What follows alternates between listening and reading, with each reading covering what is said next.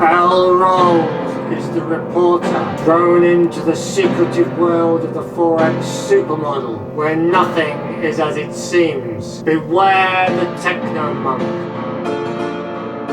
and steer clear of Professor Code and his two assistants. Give the senior trader a wide berth,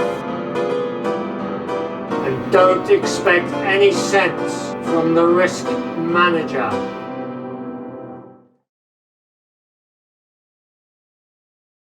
Good morning, I'm Professor Code. This is the Forex Super Model daily review for Friday the 26th of November 2021.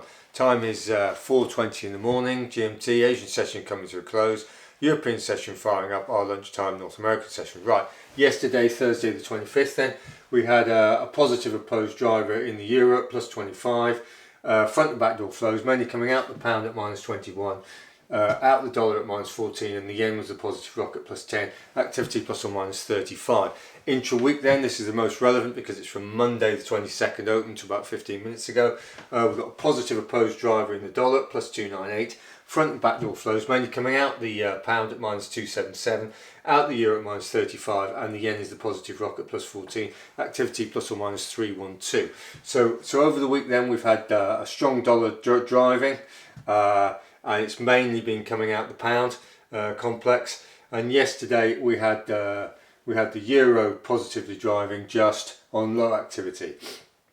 Right, intraday then, this is the Asian session to about 15 minutes ago. We've got a positive unopposed driver in the yen at plus 243, so a significant move in the yen. No backdoor flows. The opposing negative flows mainly coming out the pound at minus 158, out the dollar at minus 60, and the euro was a negative rocket minus 25, activity plus or minus 243. So we've got a big shake up in the Asian session. We've got very strong yen buying, and the pound and the dollar are soft. Right, stop it there and write up the flows. Right, we've written up the flows then. So the euro is strong except against the yen and the Swiss. The yen is strong across the board. The pound is weak except against the CAD, the AUD and the NZD, the commodity currencies. The Swiss is strong except against the yen. The CAD is weak except against the AUD, the NZD. The AUD is weak across the board. The NZD is weak except against the AUD, and the dollar is strong except against the yen, the Swiss and the euro. So what we've got yen strength across the board, so that's positive there. Got AUD weakness across the board, and we've got secondary, where is it? New Zealand dollar, secondary weakness in the New Zealand dollar, apart from the AUD, and we've also got secondary strength in the Swiss. That is basically classic second stage risk off. So, and if you want to know what I'm talking about there, there's a educational video on the site. So, right, let's have a look what's going to knock it about then. So the AUD actually had positive retail sales. Yeah, it's just been hosed off. So it had pretty positive actually. So the market's ignoring that data at the moment. ECB Lagarde speech present today.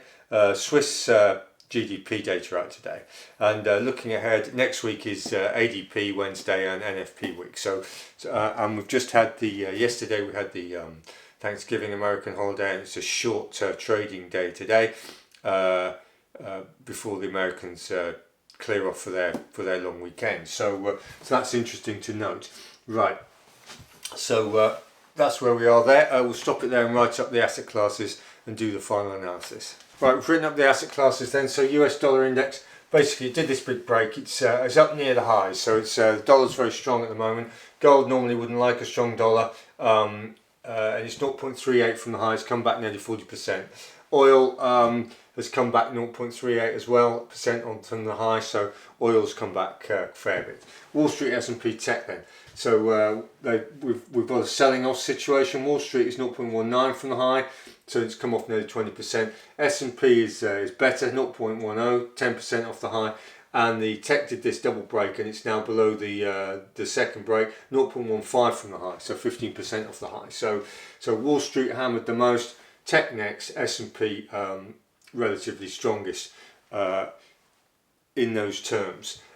US 10-year and the bund. This is the price. We had a breakdown from the support in the US 10-year, so rising yields. It's now settled above that. It's 0.24 from the floor. It's come back 24%. The bund, on the other hand, is the opposite.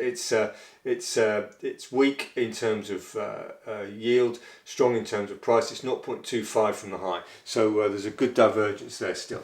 Copper's half marks, and US steel is 0.38 from the high, which is nearly 40% off the modelled high. But they've been range bound for quite some time now. So let's have a look at what's going on.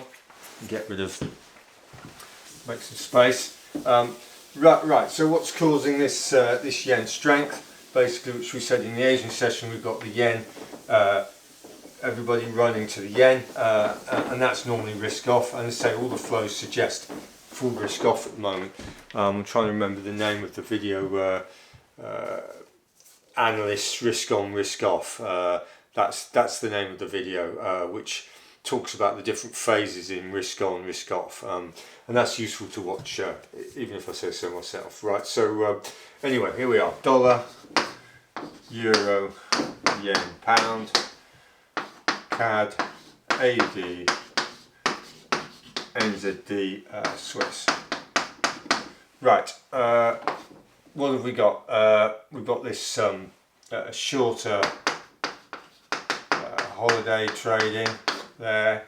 We've got next week, we've got ADP and NFP, so that's sort of into the horizon. We've got significant pump up in the yen at the moment off the back of risk off. Now, what's driving it? We'll talk about this. The pundits are going on about this new variants from Africa and talking about lockdowns in Western economies. So that's what's really spooking. That's what they're saying, spooking the market. But it's a combination of factors, really. That's obviously maybe a driver, but it's also the fact that just to the positioning of where we are on the economic calendar, we've had this strong rise in equities. They've sort of dirged for a while, and we're now looking at Thanksgiving holiday, shortened weekend, and we're running into NFP, and that's going to make a lot of people run for the hills in terms of profit taking if they're lucky enough to have profits. So we've got negs on all these commodity currencies, and the pounder is so in normal risk off. So let's have a look. So you've got yen, dollar, euro, pound. That's likely to be that's the standard sort of risk off.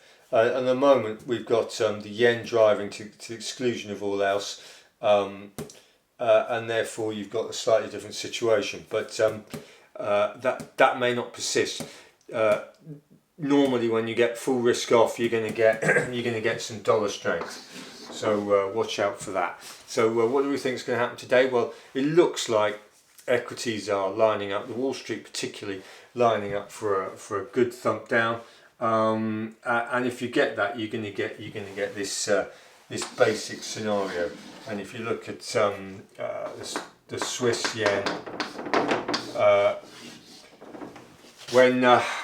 when it's first stage risk off, the Swiss is stronger than the yen, and now we've got the situation second stage risk off where the yen is stronger than the Swiss. So that's a key marker there to look out for the Swiss yen.